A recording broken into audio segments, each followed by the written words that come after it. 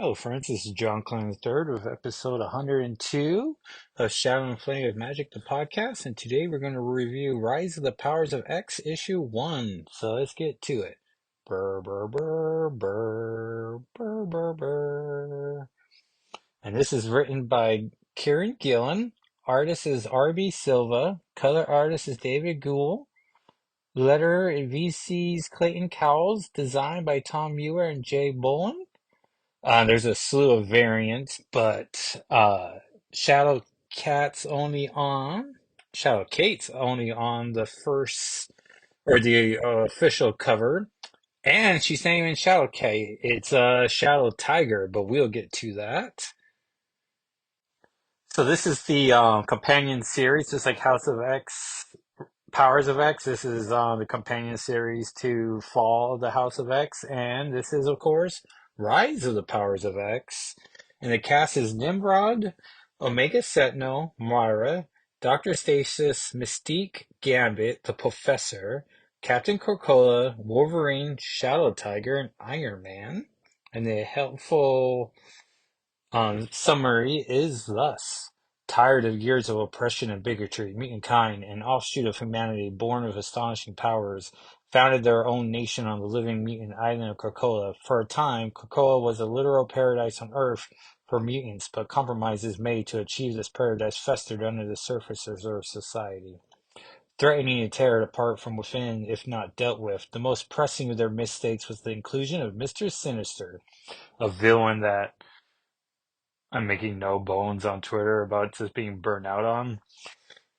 And it's true. Like, I'm sort of like, and I like Gillen's Sinister, but I feel like I, you know, like it's time's been done. Like, we've done it. But I understand we had to, tie this loose end up.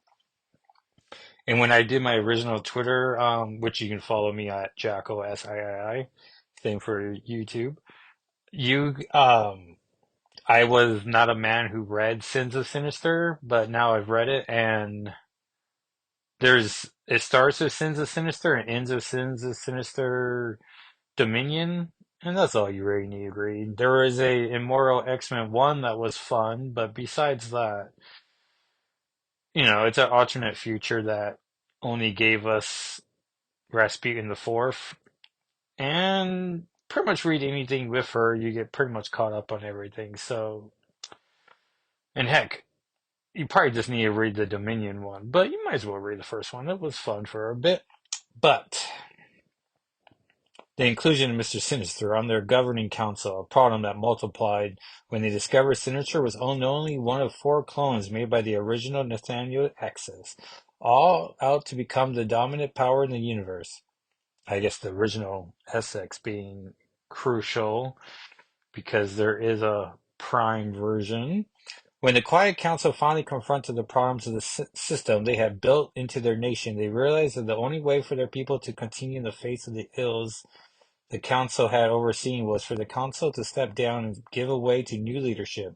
Unfortunately, before they could enact their plan, Orcus, an anti-mutant alliance of humans and artificial intelligences, made their move to strike mutant kind down. It is now 10 years later. Every attempt by mutant kind to come back from their fall has failed. Still, what remains of the X-Men fight on.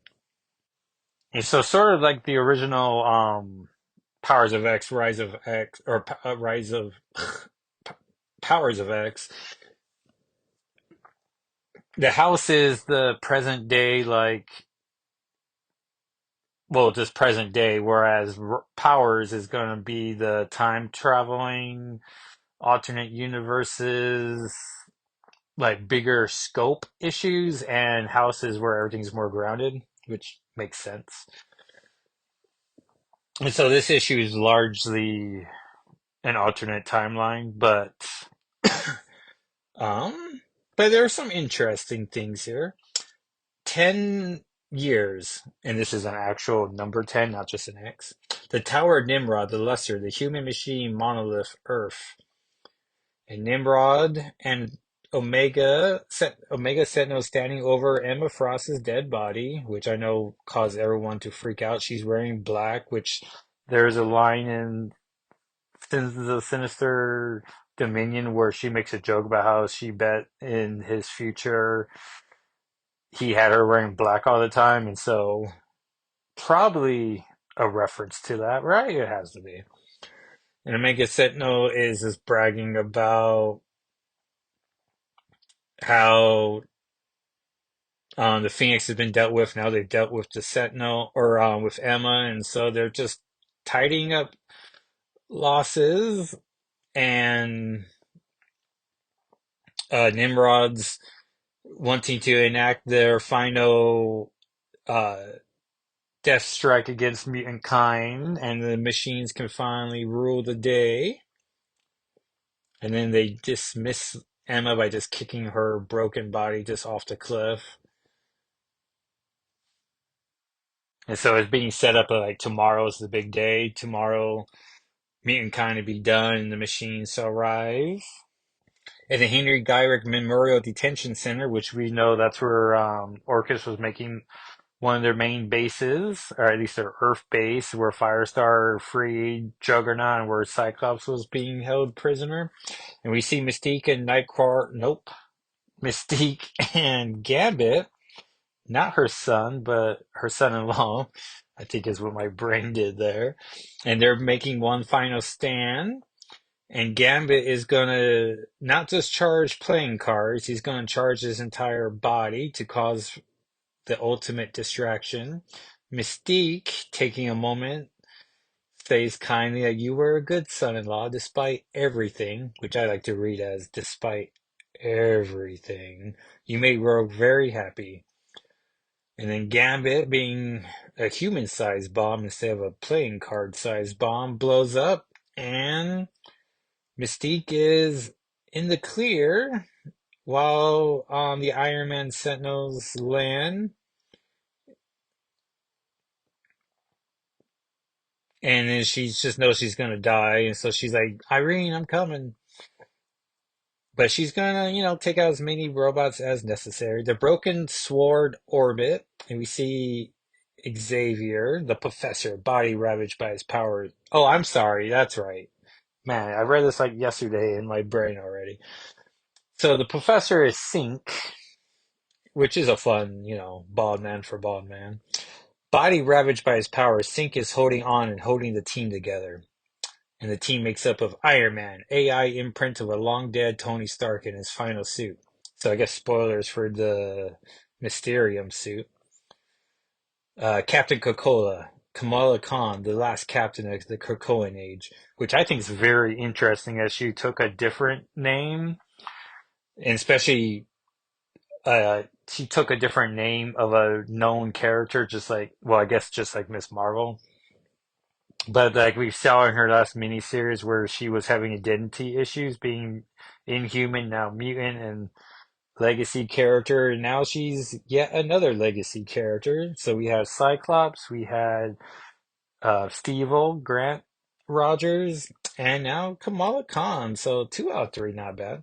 Wolverine, Logan, the Living Extinction, and my favorite, Shadowtiger, what was left of Cape Pride after consuming the Death Seed.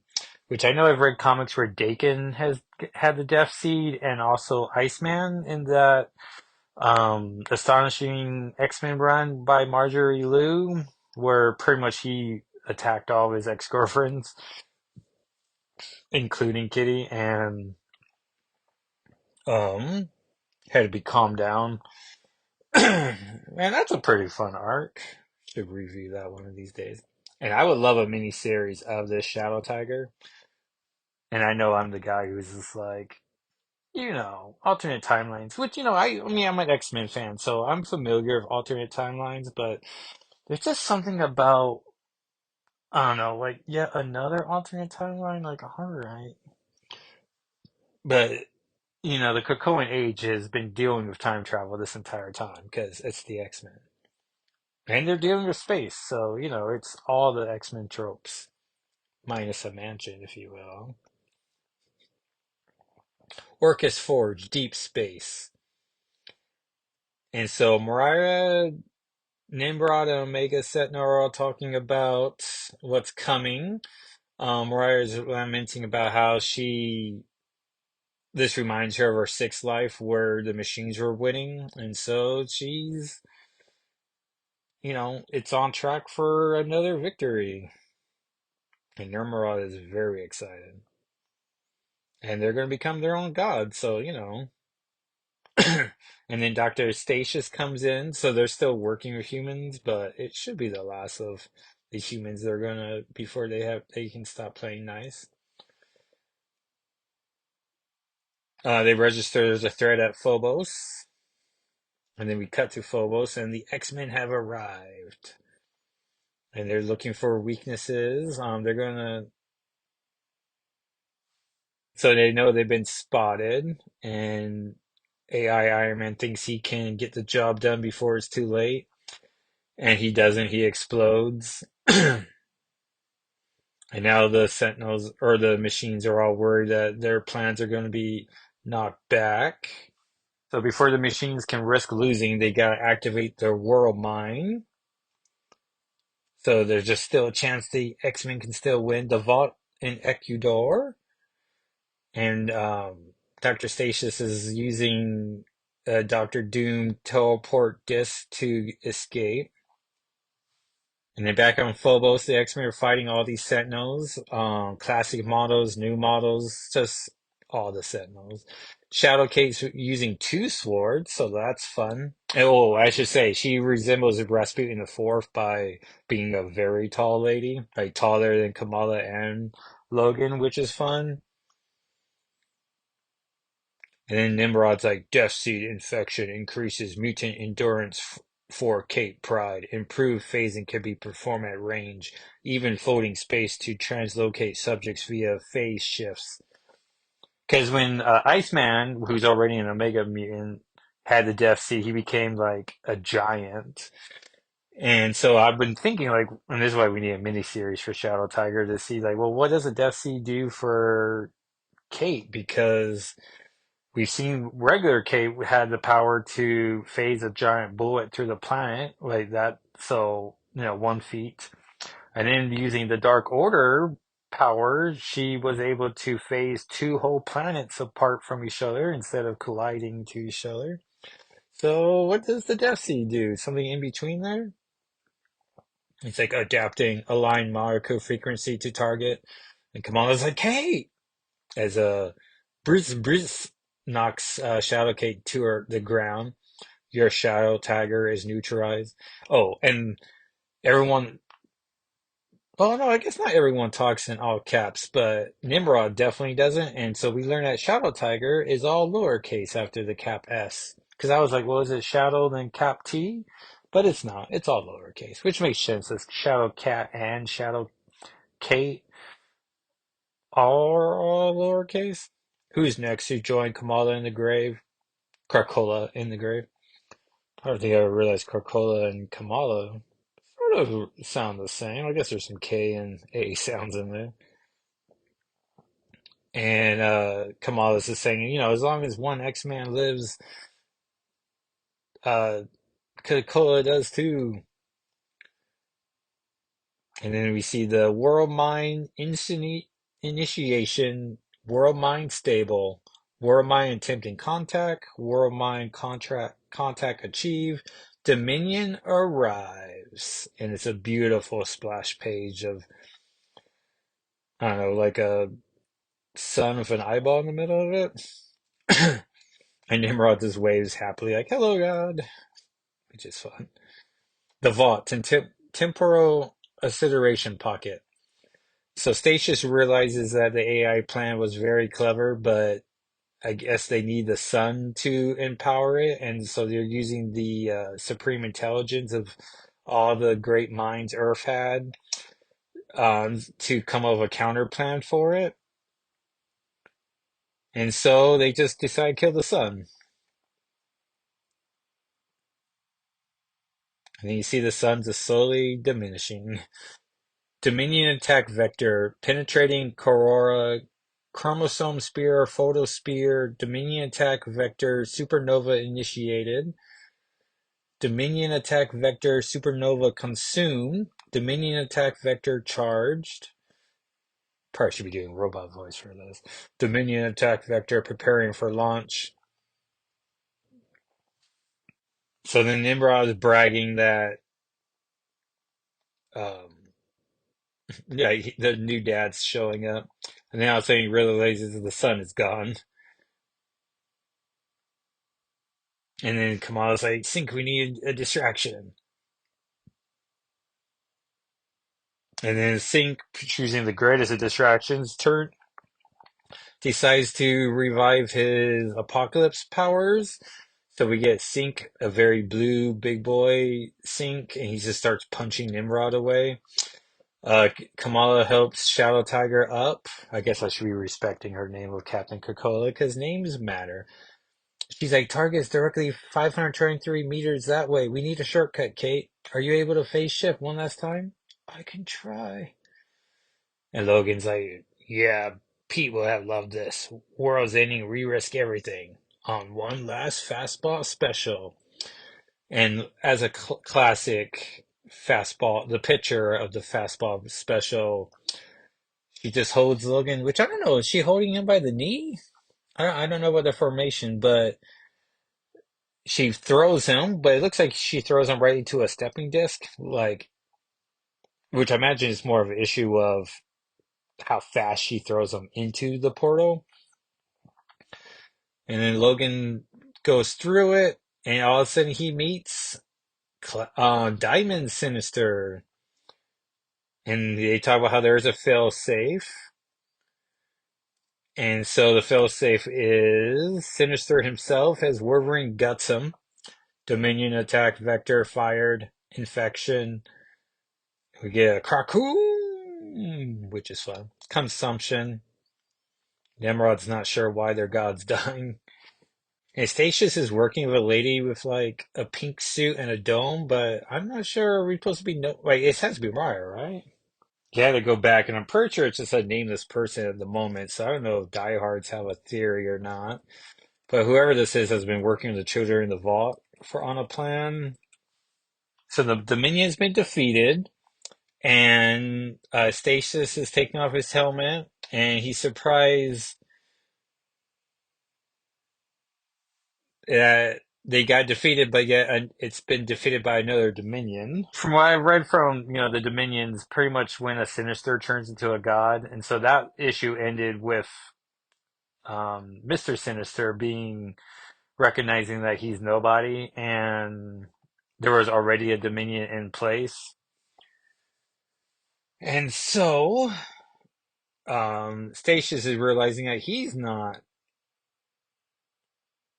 the Dominion either. And then we see him get stabbed through the chest by Rasputin the Fourth, declaring that he is dead. And then she's told to get out of there real fast, telepathically. And we see the Dominion has a giant face with the crown, instead of the spade or any of the other suits. And it's Mother Righteous is the heart, and Stasis is the club, and I don't know who the spade is. I guess it's a fourth one. And so the crown sinister is, or Exus is, Enigma. And he narrates, once I was Nathaniel Estes. I created 4 versions of myself to scour reality for ways to become a dominion. The mutant, the post-human, the arcane, and the alien. So I guess the spade is the alien? All roads would lead to me. The plan was helped by the industrious mutant clone, Sinister. He had made an engine that used Mariah's gifts to reset the timeline wherever he wished. Of each of these attempts could happen, be consumed, and then reset. Watching, I ensured he would never remember timelines when he discovered his peers or their Dominion attempts. So then we see the Mariah machine. I watch all this happen as it must. I exist outside time and space. I am an enigma, and I cannot be prevented. I am as inevitable as the period of the end of the sentence. You are merely watching how I came to be. You are merely watching how I won. It's like +10 underscore stasis underscore timeline reality ends. And in the present, no space, X. And Rasputin comes back. She's like, I'm sorry, sir, I failed. And we see Xavier has been working with Doug, and no space, I guess, is also existing outside time, so they're safe. And then this is also where we saw she was pulled from Fall of House of X, right at the worst time to save Cyclops. To hear the plan. Oh, and reading Sins of Sinister, turns out he took out the failsafe in her in Rasputin the Fourth, so he can't control her, nor can he terminate her with a switch. So that's good to know. And so I don't know about Xavier not being under Sinister's control, but I get the impression he's not.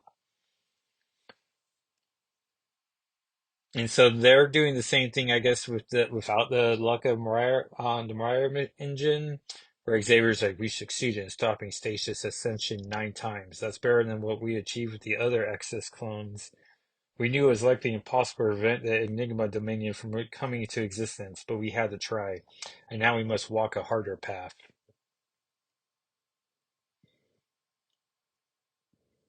And so then Doug's monitoring how the X-Men are attacking against Orcus, and Doug's saying they're hitting most of their primary targets. The Swerve Station is deploying. The AI is fighting back, and no one's realizing the bigger fight. Like, they're all fighting for tomorrow, whereas they're fighting for forever, which is always awkward when you say for forever. It's just too many fours. Might as well say eight ever. We're fighting eight ever. And Xavier notices that Cocola's not doing well, so Doug's not doing well, so they must be having some issue together. And so he's taking it out, or Doug's taking it out on Rasputin, and Xavier's saying that's like, this isn't like you, like, everyone be kind. And Doug hints at, he's going to let everyone else know the bad news, so clearly the team is bigger than just these three. But Rasputin the Fourth wants to know what the plan is, and Xavier doesn't really want to tell her in case she gets captured, because she's his greatest soldier right now. And if she gets captured, then she could reveal their plans. And finally, she convinces him um, to tell her what the plan really is. The whole timeline falls apart, and the Dominion ceases to be. It's cut off at the roots. And then we see the final page. If we kill off Mariah before her gift activates when she's 13, it all goes away, which is freaking everyone out. And Coca-Cola would never have been and never will be.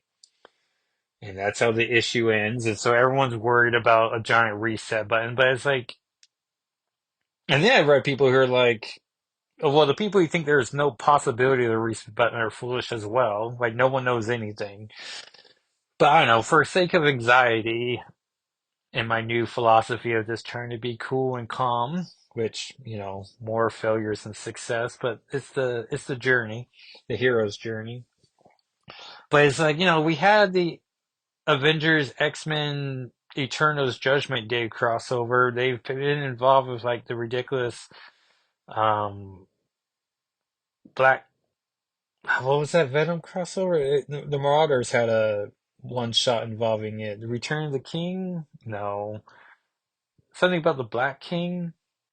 I was right. It was King in Black. Or at least I had the words, but not the right order. But so, like, these X-Men, the Krakoan age hasn't just been like a tight, almost 5 years of stories. Like, they've interacted the X-Men. Like, after Secret Wars 2015, they could have reset then, but they didn't. And, the Hickman, uh, House of X, Powers of X was a soft reboot, but pretty much everything that came before, besides the Mariah plot, everything else was respected, and other timelines sure were hinted at, but there was still a present day prime timeline, a 616, if you will, and or 616, if you're willing to do that. But I just think we're not going to we're not going to lose the Krakoan age. Like we've had characters now. Rasputin the Fourth is here. She might exist. I don't know. That's the problem too. If people, if the, I don't even know what to call it. I guess the reboot of, okay. If we do go back to basics and everyone goes back to the X Mansion, okay, so that was the issue. So I guess we're in speculation mode now. If they go back to the mansion, then, maybe there's a core team of X-Men. All the other mutants are scattered across the planet. They're just living their best lives, and, maybe they're just trying to be the best examples of, you know, public facing mutants. And or they're just, mutants in public and just doing their best, as we all do. Or I don't know, my big issue is like, well, what are they gonna do about resurrections? Like, are the five gonna die? Are the five gonna get separated?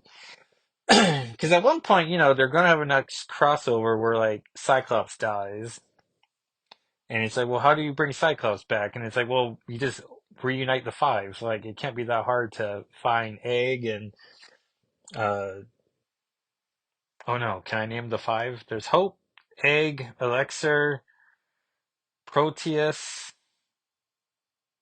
and you're shouting it at me right now, and I appreciate that. And of course, Tempest. Thank you, fandom, for always providing the answers. You think Egg will become golden or egg balls after this is all said and done? That'd be fun. So I don't think. So I'm of the camp that there's not going to be a reset button. They're just going to have to, I don't know, either quietly or just write stories that never reference. Because the easiest thing to answer, like, well, what do you do when Cyclops dies, is to just make sure you write Cyclops not dying and just don't draw attention to it. And so then everyone just has to speculate, like, well, what happens when someone dies? And it's like, well, I don't know. I guess we'll find out, right? Let's see what happens. And then you just have high stakes, but people don't die. Because, every so often you write a story where Earth isn't on the verge of destruction. You just do character plots. Perhaps is one direction. Um, so, there's directions they can go in. I'm sure Tom Brevoort and whoever's tapped to be the main X writer, which I don't know if you even know who that is, right? I mean, we know Gail Simone is doing the X-Men Free Comic Book Day, and she's been pushing a lot of X-Men thought tweets. A lot of them centered around, like which X-Men deserves a miniseries, which of course would be Shadow Kate every single time. Which now I wish I should find that retweet, um, or quote tweet. Oh man, tweet is such a silly word once you say it more than once. And to say Shadowtiger, like make it my official answer. Um, well, my other official answer is, of course, I said Kate Pride first. I was tempted to be like with Lockheed, as that's usually what I always do, but I'm like, well, she says one character. I can follow the rules. Which in March we get Magic and Lockheed back, so with Kate Pride, so we'll see Shadow Kate, and so I'm excited about that. I feel like there's a bigger thought too I was having about why they won't reset, but just because I guess there's an issue too, like we just reset, but you can't just reset because what about all the Fantastic Four stuff and the Meaning Doom and Iron Man subplots? But I guess the answer is you just don't address those stuff again, and you just call it good. But they're just not resetting, but there's going to be something where they bookend it. Like they're literally bookending it now. People have been mentioning about how this is the story going through July, which makes sense as May will be when the Free Comic Book Day comes out, and so things will be wrapping up around then. Because at one point the X-Men fight the High Revolutionary, so in the X-Men self-titled series, so like clearly that's not Orcus. Um, so and there's Sabretooth War. So there's other stories going on, which apparently Sabretooth War takes place after X Force 50 and then before. fall of X and Powers, Rise of Powers. So I don't know, it's an odd publishing question mark, but and clearly Wolverine. Well, no, I guess the Wolverine, the Logan we saw here is in the future. So do we know present day Logan? Oh yeah, no, we do. He was trying to rescue Cyclops with Colossus and Kurt. So yeah, so clearly Sabretooth.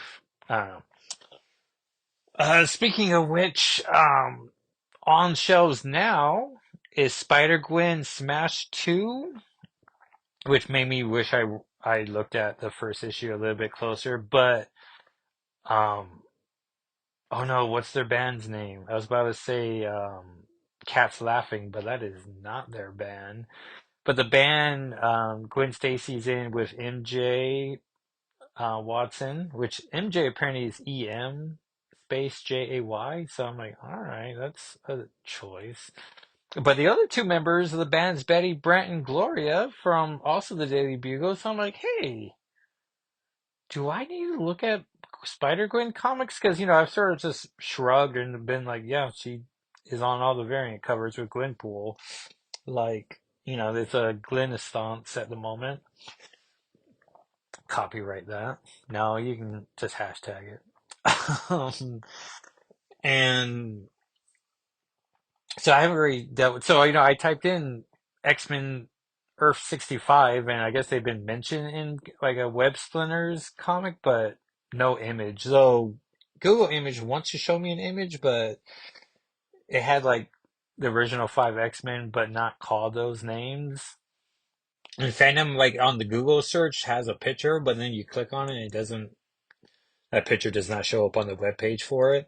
But apparently they were mentioned in Web Warriors 1 from November 2015 and then never seen again. Okay, took some Google reverse image searching, but I guess it's the image was from Mutt's Earth 1 or 110, and it's Beast, Deva, Girl, which is girl with two R's and no I, Psyche, and Ice.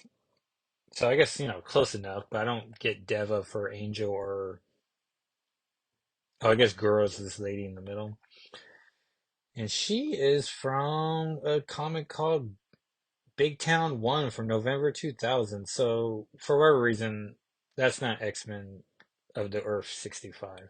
And of course, Spider-Gwen from the Miles Morales films that everyone loves. So, um, and then Twitter friend Flanagan was nice enough to tip me if I want to read some Spider-Gwen X-Men content, I should read All New Wolverine 1, where Laura and Gwen get their bodies swapped, and in there we meet the Reed Richards of Earth 65 and how supportive her dad was in that timeline. And there's a cool Hornet from the Slingers, Spider-Man offshoot team reference, and that was a delight. Gabby makes a mask for Jonathan the Wolverine, the most real of the Wolverines, and that was a fun comic as well. If I had to compare the two, I would say read All New Wolverine 1 or Annual 1 and not Sins of Sinister. But I know, and Sins of Sinister was 11 parts, and I read only six of the parts because, thanks to fandom, I was able to see which ones Kate Pride and Magic were referenced in. And so I missed all of the Storm of the Brotherhood miniseries and read one issue of Nightcrawlers. And I want to say reading that one Nightcrawlers mini or issue reinforced like why I didn't want to read this at all because I was like, it just seems like a bunch of nonsense. And, like those were, well, 11 parts. So yeah, I imagine it took the better part of 4 months of publication, which I want to say the comic podcasts I was listening to were like lukewarm on the idea of the crossover. So thankfully only, like Nightcrawlers replaced the Cy Spurrier Nightcrawler series at the time, Legion of X or Way of X, and X-Men Red became Storm of the Brotherhood. So And then Immortal X-Men became Immoral X-Men. So, and then the bookend one shots. So Spider-Gwen, in a ways, their band is playing opening for Dazzler, but also Spider-Gwen is the bodyguard for Dazzler. She's being stalked by a stalker as well as a Hulk. And so far of my best X-Men issues of 2024, I, in a bold move, made Spider-Gwen Smash 2 the number one position of uh, number one ranked X title. Also, X Men in that is Pixie and oh no, it was Pixie, Dazzler, and another mutant that made sense. Once again, thank you, fandom. So their band's called the Mary Janes, and I guess it's okay because MJ is EMJAY, like I said. So inspired by her, but or I guess it's a clever take on her name. Oh yeah, Lila Cheney. See, I was right. I was right about that. Oh, and I guess Dazzler's band's name is the Uncut Gems, which they do reference. So anyway, so I was like, there's three X-Men characters. I think we can call this an X title.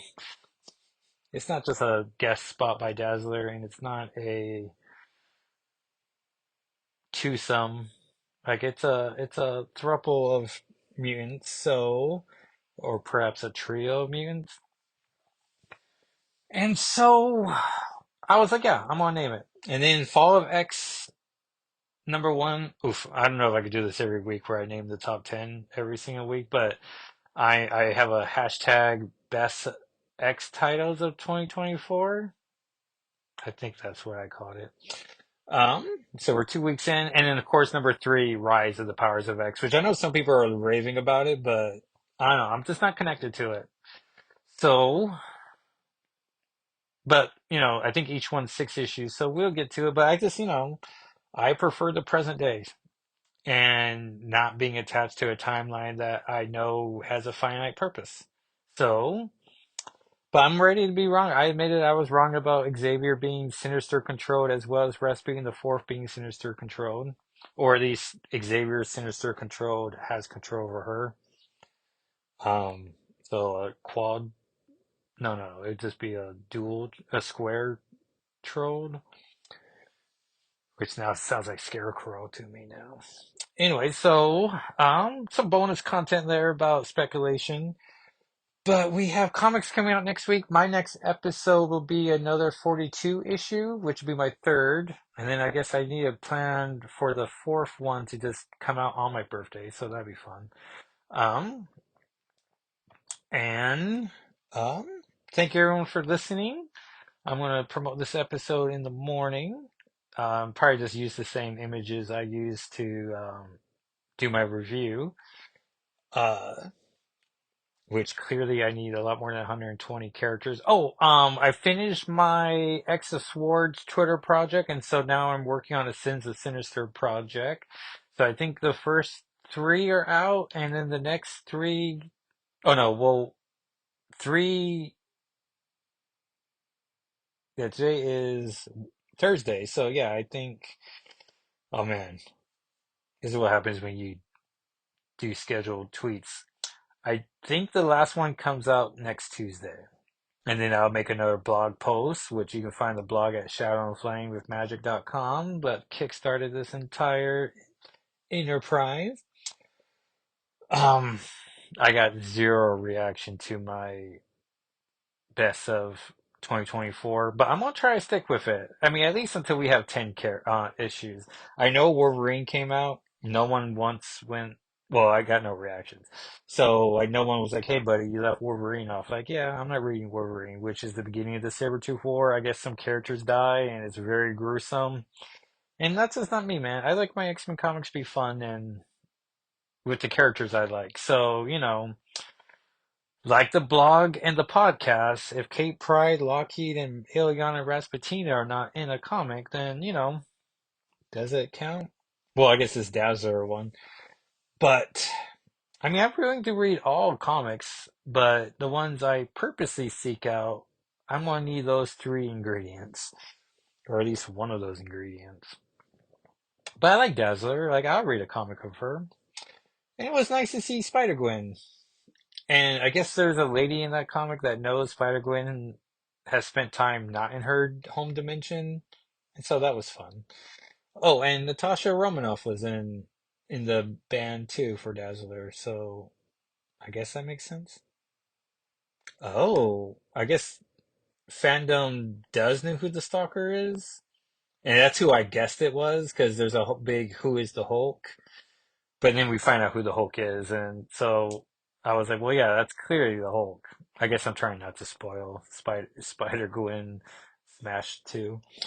But so you too can read that and be like, oh yeah, that's it. And then I thought the stalker was who they say it is because of the glasses and well, there's a Hulk. And now I spoiled it for you, but not directly, so you know, you're welcome. So thank you everyone. And speaking of you're welcome, thank you so much for I guess it's the opposite. Or what precedes it. Anyways, thank you so much everyone for listening. I guess I already promoted where you can find everything. So if you'll please like the podcast and subscribe, maybe tell a friend to listen. We really appreciate it as we keep trying to make the podcast grow, and hopefully one day, you know, there will be a person who follows my tweets and goes, "Hey man, I like your podcast episode," and I go, "Hey, thanks."